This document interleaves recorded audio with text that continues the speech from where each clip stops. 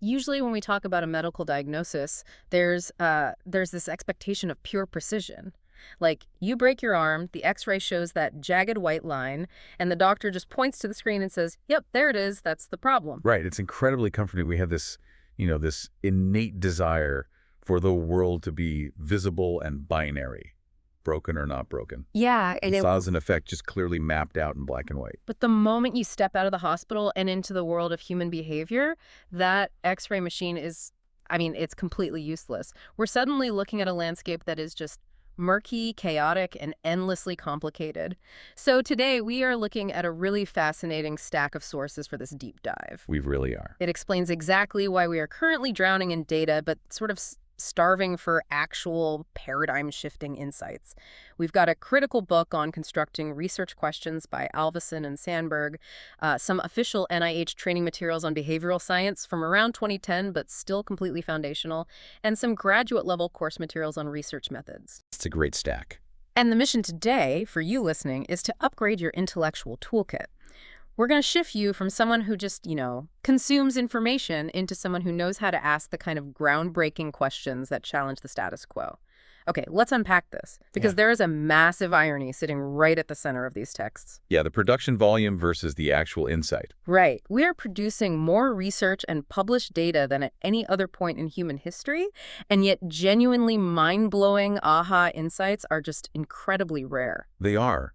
And to understand why those big ideas are so rare, we first have to grapple with the fundamental messiness of what we are actually trying to study. If we look at the NIH eSource material, it highlights a pretty stark divide between studying the hard physical sciences and studying social sciences. And the dividing line there is the problem of causality. Basically, what causes what? Exactly. Because if I'm studying physics, causality is straightforward. I can calculate the exact load-bearing capacity of steel beam using universal mathematical laws. Right. You can calculate joint effects with perfect precision. But studying social science is like trying to map out exactly why, say, a CEO suddenly pivoted a highly successful company's strategy. Like, there isn't one universal law for that.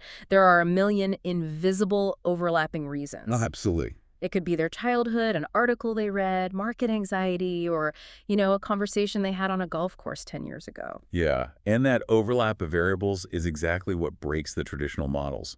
In the physical sciences, you could apply simple additive laws. But in social science, those simple laws just fail completely. Because there's too much going on. Right. Because human behavior is driven by countless intertwined motives, researchers are forced to abandon perfect prediction and look for statistical patterns instead. They have to operate with the really uncomfortable reality that there will always be a significant degree of unaccounted for variation. I imagine this is where our everyday common sense totally fails us too. Because if I see that CEO pivot, my brain just wants to say, oh, he did just a bigger bonus. We default to the easiest narrative. We do. And the NIH texts actually call that folk psychology. It's our basic, common sense understanding of human motives, which is perfectly fine for navigating a trip to the grocery store, but It falls apart for the big stuff. completely falls apart when you try to explain complex phenomena, things like adolescent pregnancy, systemic poverty, or suicide. The variables just overwhelm those simple explanations. So if human behavior is that messy and common sense doesn't work, how do social scientists actually make sense of the noise? Do they just, guess based on the strongest statistical pattern? Well, they have to use heavy abstractions. A prime example mentioned in the text is rational choice theory, or economic modeling. Instead of trying to measure the messy reality of an actual human being, scientists basically invent a hypothetical robot human in their minds. A robot human. Yeah, this decision maker is programmed with generic, completely predictable preferences.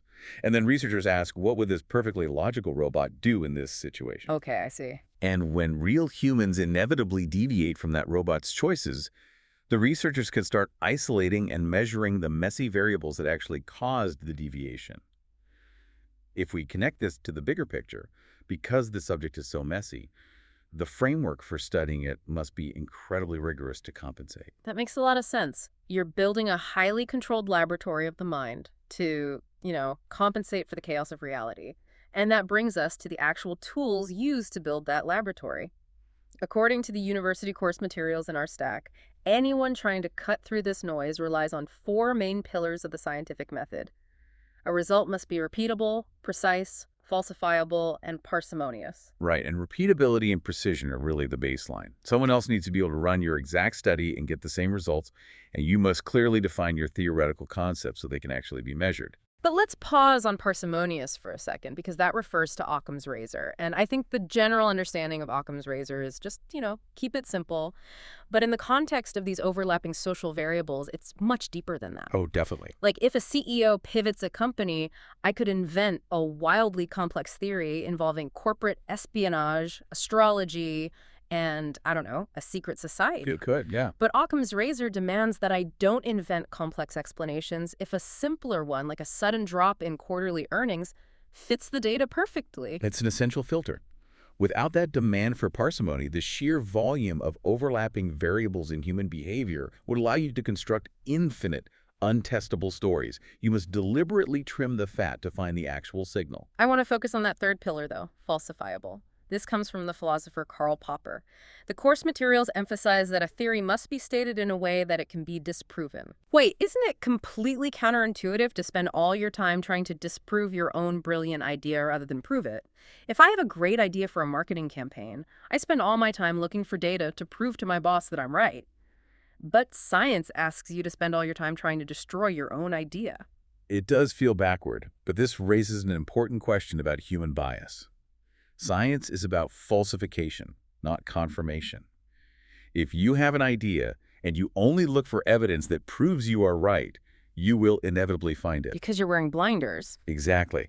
The world is big enough to provide evidence for almost any theory if you ignore the contradictory data. A true scientific approach means aggressively hunting for disconfirming evidence. You test the absolute limits of your theory to see where the structural integrity fails. Only if it survives all your attempts to break it does it actually have value. Precise. And the texts outline two broad methods of reasoning to get to that point: deductive and inductive. Deductive goes from a general theory down to a specific observation. Like the premise is, state X always closes its ports before a missile test.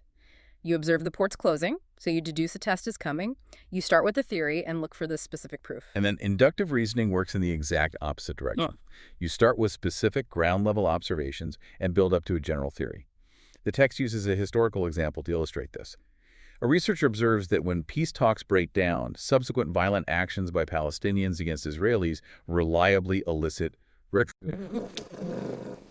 researcher spots that specific pattern in the data first, develops a tentative hypothesis, and eventually builds that into a broader theory about conflict dynamics. So you're either working top-down or bottom-up.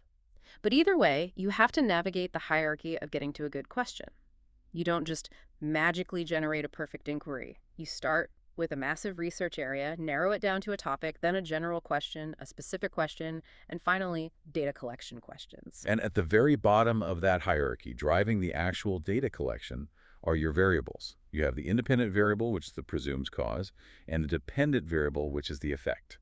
Let's use an adult example instead of the classic textbook stuff. Say we are studying corporate behavior. The independent variable, the cause, is the introduction of a fully remote work policy. The dependent variable, the effect, is an increase in employee productivity. Remote work causes higher productivity. That gives us our basic cause and effect. But the university materials highlight two other critical pieces: intervening variables and mediating variables. An intervening variable is the actual mechanism that connects the two. Okay, so how does that fit into the remote work example? In your example, the intervening variable is zero commute time. The remote policy creates zero commute time, which in turn creates higher productivity. Got it. So the intervening variable is the bridge between cause and effect. What about the mediating variable? A mediating variable is like a volume dial. It alters the strength of the relationship. So the employee's home office setup is a mediating variable.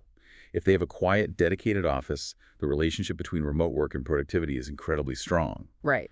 But if they are working from a kitchen table with 3 screaming toddlers, that mediating variable turns the volume way down on the productivity effect. Okay, wait. If we have this incredible, rigorous toolkit, falsifiability, deduction, parsimony, a deep understanding of complex variables, why are we still struggling to produce groundbreaking insights? It sounds like we have a Ferrari, but we're intentionally driving it in a school zone. That is the exact trap identified in the Alpheson and Sandberg text. The rigor of the scientific method has inadvertently created a massive epidemic in the modern academic and professional world. They call it the gap spotting epidemic. Gap spotting. Yes.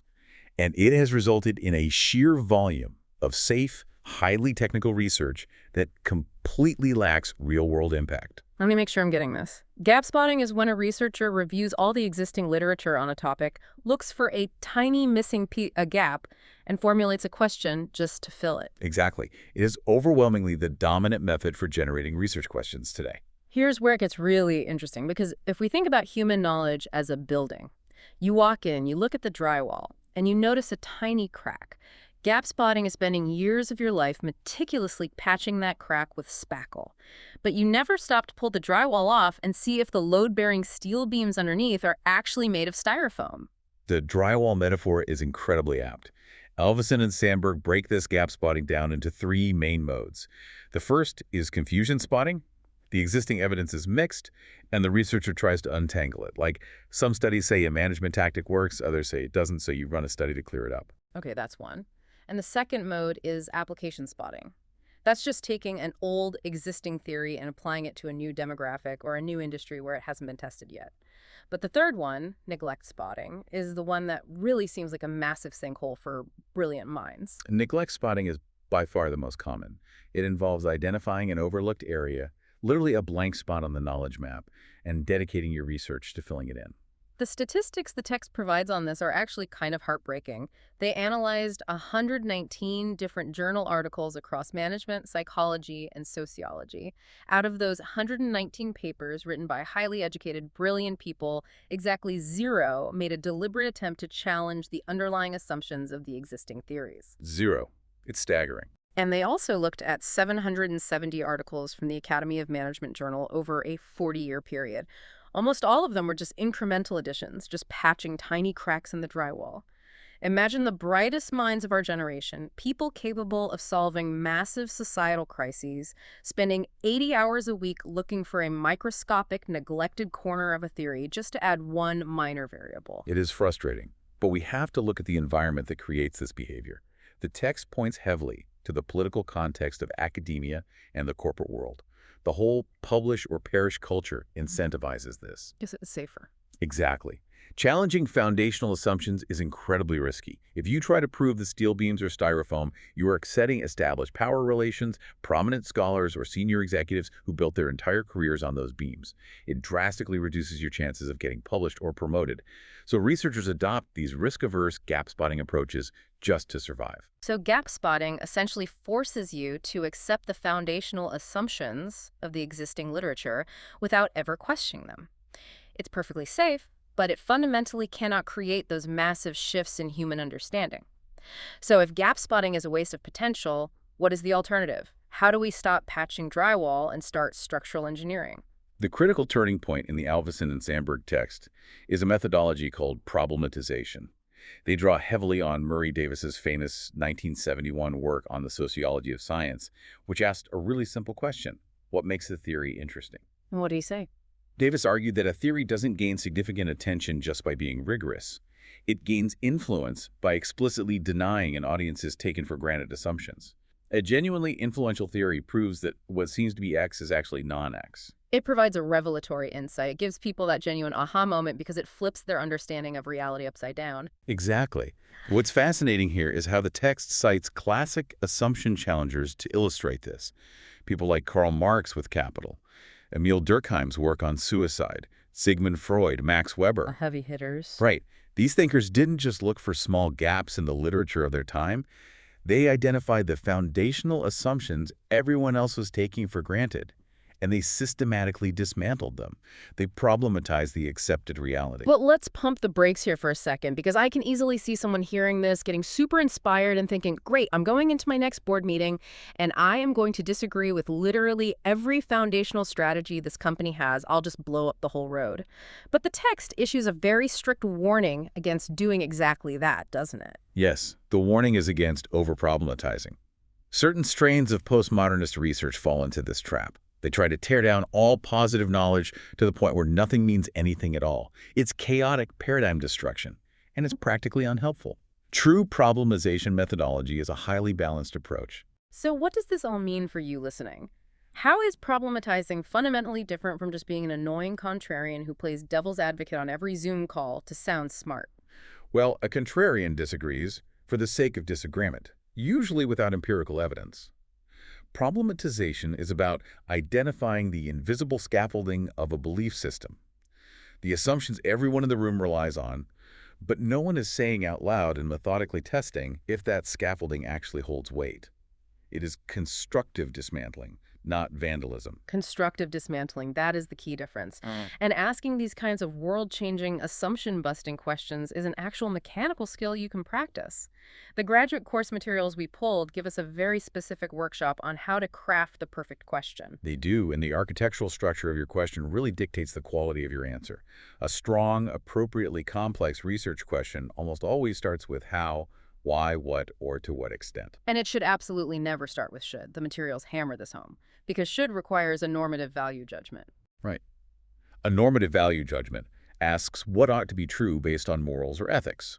Like, should a company prioritize profit over environmental impact? That's a philosophical debate. You cannot answer a should question with empirical data alone. Data doesn't have morals. Data just tells you what happens when you pull a lever. So what's the fix?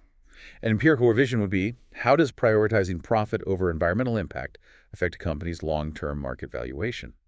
Okay, let's workshop a few of the bad questions directly from the course materials. And just as a quick note for you listening, we are looking at these examples strictly as architectural blueprints for a sentence. We aren't taking any political stance on the content itself, we're just impartially reporting what's in the text. Okay, here is a question the text flags as overly vague. What will happen to stability in the Middle East if Israel attacks Iran? If someone brings me that question, I don't even know where to start. The structure is entirely flawed. The word what encompasses absolutely everything, economics, military, culture. And the word stability isn't defined, which means it's impossible to measure. You can't gather data on a vague feeling of stability. Right. The course materials suggest a focused, measurable revision. What is the current structure of alliances in the Middle East, and how might nations react to an attack? Notice the difference there. You can map the structure of an alliance. You can pull historical data on how nations have reacted to similar events. You've given yourself a measurable target. Let's do another one. Here's a question that is way too broad.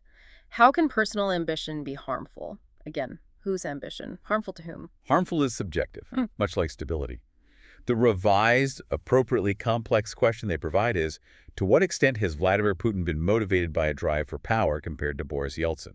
I see exactly what the text is doing here. They took this massive, floating, unmeasurable concept of ambition and anchored it to two specific historical figures, making it comparative.